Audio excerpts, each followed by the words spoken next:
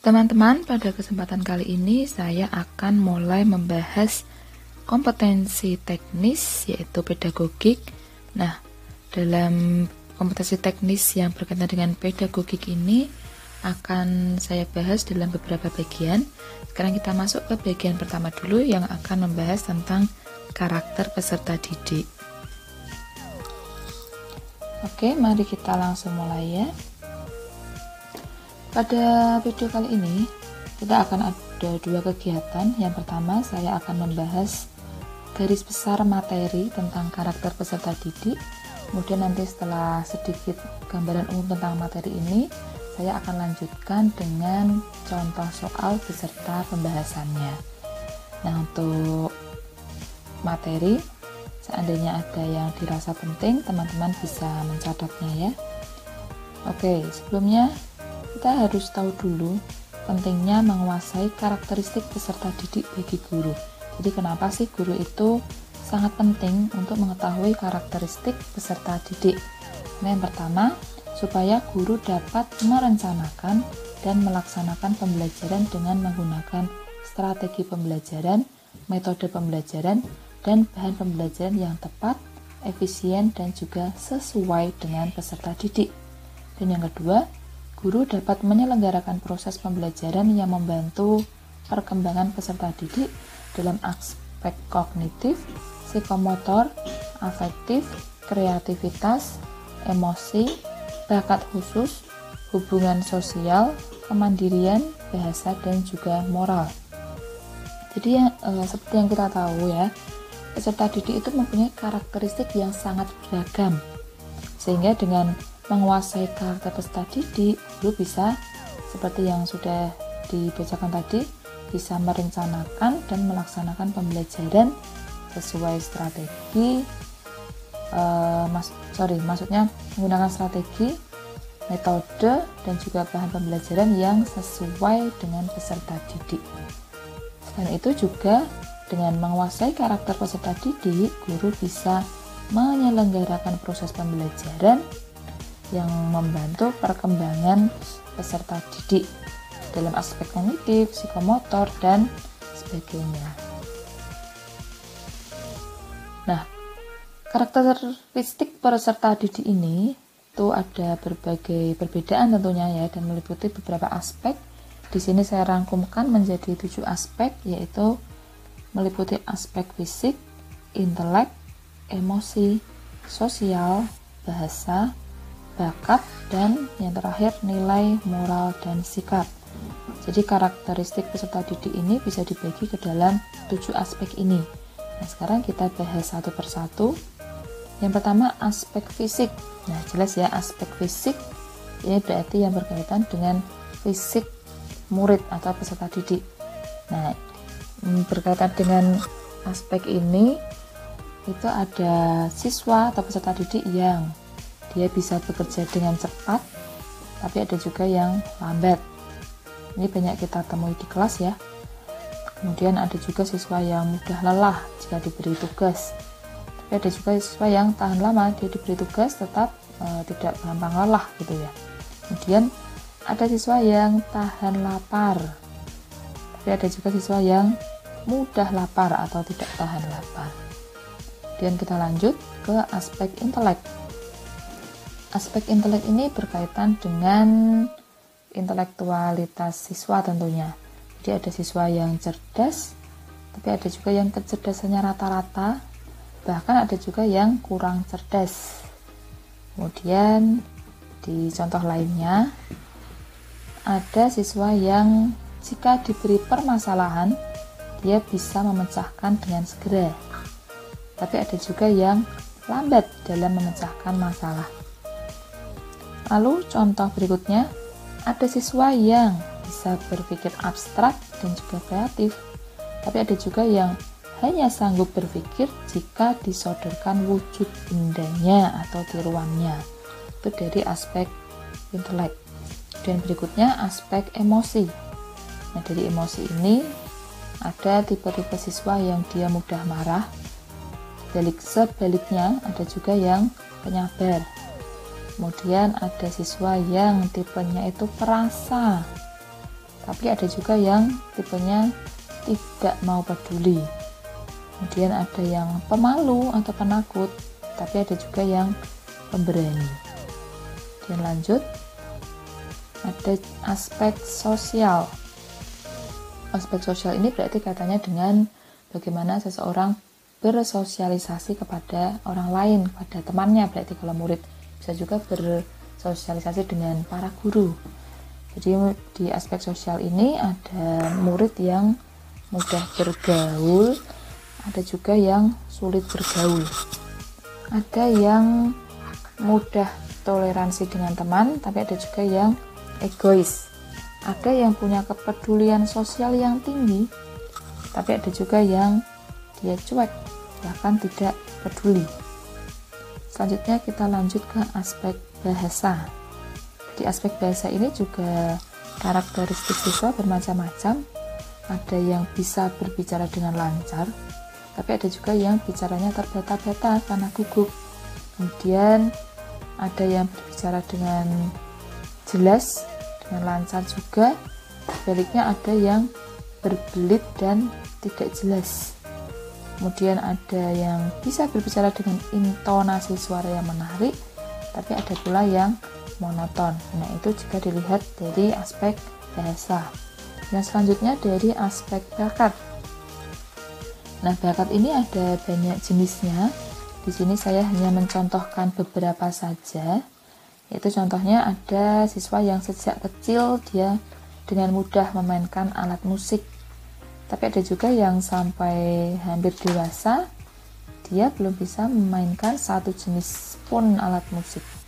Kemudian yang berikutnya ada tipe-tipe siswa yang dia mudah dan juga kreatif melukis, tapi ada juga yang tidak begitu bisa melukis. Dan yang selanjutnya ada yang punya bakat bisa menyanyi dengan baik, tapi sebaliknya ada yang meskipun sudah berlatih berkali-kali tetap saja suaranya sumbang. Itu jika dilihat dari aspek bakat. Tentunya masih ada contoh-contoh lain mengenai bakat ini karena bakat ini sangat luas ya teman-teman ya. Dan selanjutnya dilihat dari aspek nilai, moral, dan juga sikap. Ada siswa yang bersikap taat pada norma, tapi ada juga yang begitu mudahnya melanggar norma. Kemudian contoh selanjutnya ada siswa yang dia penuh sopan santun, tapi ada juga yang bertutur kata plus berperilaku tidak sopan. Nah, itu juga dilihat dari aspek nilai, moral, dan sikap. Jadi tadi sedikit gambaran tentang berbagai jenis karakter siswa dilihat dari berbagai aspek, dari 7 aspek tadi. Nah, tentu pengembangan soal untuk karakter siswa ini sangat luas ya. Ini saya beri beberapa contoh latihan soalnya sekaligus pembahasannya. Teman-teman bisa nanti Oke, sekarang kita mulai ke pembahasan soal yang pertama. Yaitu Roni saat melakukan presentasi selalu merasa takut untuk berbicara. Oleh karena itu, guru memberikan arahan agar Roni tidak merasa takut lagi. Dalam hal ini, guru membantu perkembangan Roni dalam aspek titik-titik. Nah, jadi ada seorang murid bernama Roni, dia seringkali merasa takut saat melakukan presentasi. Nah, untuk itu guru memberikan arahan agar Roni tidak merasa takut lagi. Dalam hal ini, guru membantu perkembangan Roni dalam aspek fisik, emosi, sosial, atau kepribadian. Jawaban yang benar adalah aspek emosi. Ya, mengapa? Tadi sudah dijelaskan, ini penjelasannya ya di slide materi tadi. Jadi aspek emosi itu ada contohnya, ya ada siswa yang mudah marah, perasa, kemudian pemalu atau penakut. Nah, ini ketika ada murid yang dia merasa takut untuk melakukan suatu kegiatan tertentu, itu berarti kaitannya dalam aspek emosi. Jadi jawabannya B. Kemudian lanjut soal yang kedua. Dalam proses pembelajaran di kelas, seorang guru mengidentifikasi kesiapan peserta didik seperti contohnya menguasai materi prasyarat sebelum mempelajari materi baru. kesiapan peserta didik dalam proses pembelajaran yang dimaksud adalah A. Kesiapan kognisi, B. Kesiapan emosi, C. Kesiapan psikis, D. Kesiapan fisik. Dan jawaban yang paling tepat adalah A, yaitu kesiapan kognisi. Mengapa kesiapan kognisi? Karena ini kaitannya dengan yaitu penguasaan materi prasyarat. Ini berarti kaitannya dengan aspek intelek tadi ya. Nah, aspek intelek ini kaitannya dengan kognitif. Jadi jawaban yang tepat adalah yang A, kesiapan kognisi.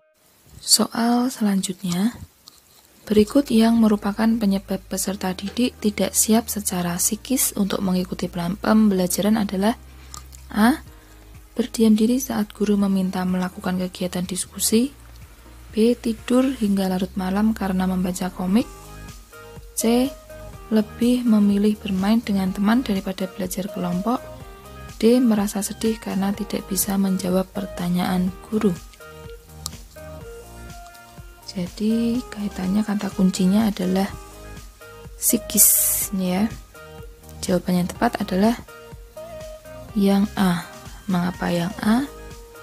Karena psikis itu berarti erat kaitannya dengan emosi. Nah, untuk yang B jelas tidak masuk karena ini tidak berkaitan dengan emosi ya. Ini berarti lebih ke fisik karena dia tidur larut malam sehingga fisiknya dia tidak siap keesokan harinya ketika akan mengikuti pembelajaran. Dan yang C, lebih memilih bermain dengan teman daripada belajar kelompok. Itu lebih masuknya ke perilaku yang berkaitan dengan sikap ya. Ini tidak masuk juga. Dan yang D, merasa sedih karena tidak bisa menjawab pertanyaan dari guru. Ini juga bukan karakteristik siswa. Sedih ini karena merupakan suatu respon, jadi bukan karakter siswa. Jadi yang tepat adalah yang A. Mengapa?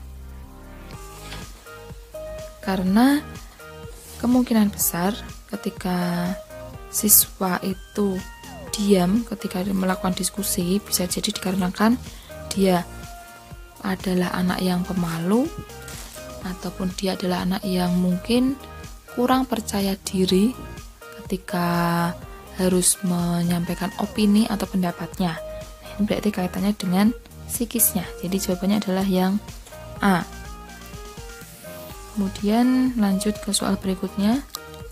Dalam implikasi perkembangan kepribadian pada pembelajaran melalui pendekatan yang tepat, pembelajaran dapat menumbuhkan faktor conscientiousness. Maksud dari conscientiousness adalah A.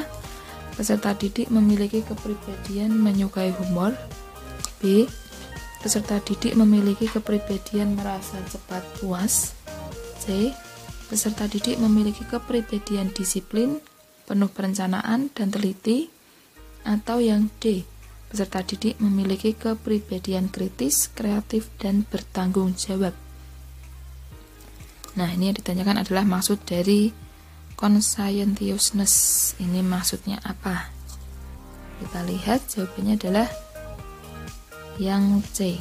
Mengapa yang C? Jadi teman-teman, ada suatu teori kepribadian yang bernama Big Five Personality atau 5 personality secara garis besar ya. Ada 5. Yang pertama yaitu openness to experience. Berarti openness to experience, terbuka terhadap hal-hal baru. Itu berarti dia mudah terbuka terhadap pengalaman-pengalaman baru. Kemudian yang kedua, conscientiousness, bersikap hati-hati. Yang ketiga, extraversion, yaitu tipe yang mudah bergaul ataupun bersosialisasi. Dan yang berikutnya, agreeableness, jadi tipe orang yang mudah bersepakat. Kemudian yang kelima ada neuroticism, yaitu ketahanan terhadap tekanan. Nah, untuk yang nomor 5 ini itu bisa berupa sikap yang positif, bisa juga yang negatif. Neuroticism yang positif itu berarti dia maksudnya adalah tangguh, dia kuat terhadap tekanan.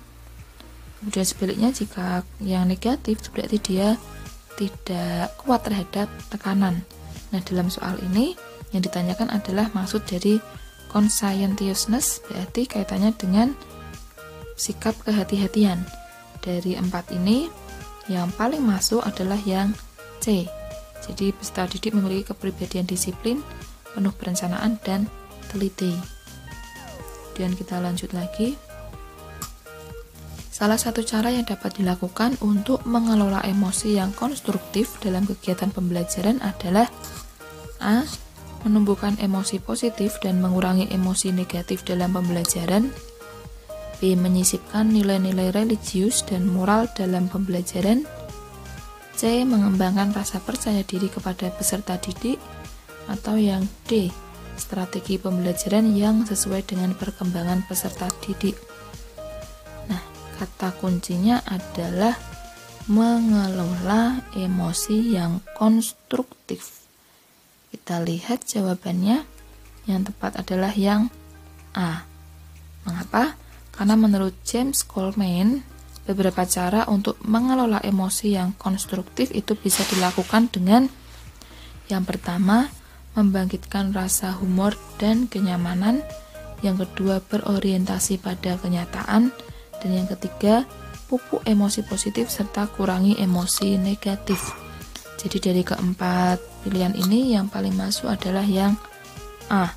Menumbuhkan emosi positif dan mengurangi emosi negatif dalam pembelajaran. Nah, teman-teman, ini beberapa contoh soal yang berkaitan dengan karakteristik peserta didik. Untuk bagian 2, bagian selanjutnya, silahkan teman-teman tunggu karena ini sedang proses upload. Jangan lupa untuk klik like dan subscribe supaya tidak ketinggalan video-video baru dari saya.